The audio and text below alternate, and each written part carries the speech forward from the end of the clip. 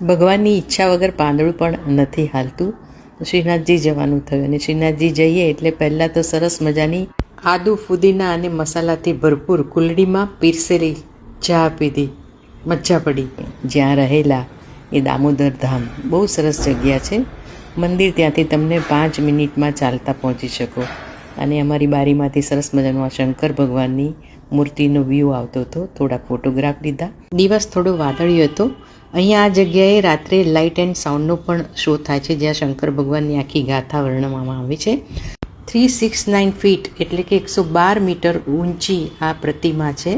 શંકર ભગવાનની વર્લ્ડની સૌથી મોટામાં મોટી આ પ્રતિમા છે અને 4th tallest statue in the world. Time મળે તો જોજો. વિશ્વાસ સ્વરૂપ કહે છે, સ્ટેચ્યુ ઓફ બિલીફ જેનું નામ આપેલું છે. અને મંદિરમાં થોડાક ફોટોગ્રાફ લીધા.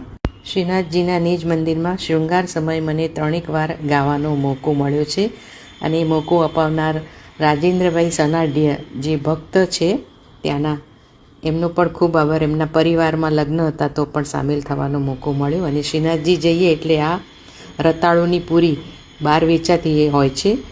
ઘણા વર્ષોથી આ ભાઈને હું જોઉં છું, જ્યારે જઉં ત્યારે આવી રીતે કટકા કરીને બધું નાખીને આપે છે, પણ મેં હજુ ક્યારેય ટેસ્ટ નથી કર્યો, કારણ કે એકના એક તેલમાં તળીને આ અપાતી હોય છે અને બહાર ખુલ્લી પણ રાખેલી હોય છે. પણ ઘણા લોકો ટેસ્ટથી આને ખાધા વગર પાછા જતા નથી હોતા.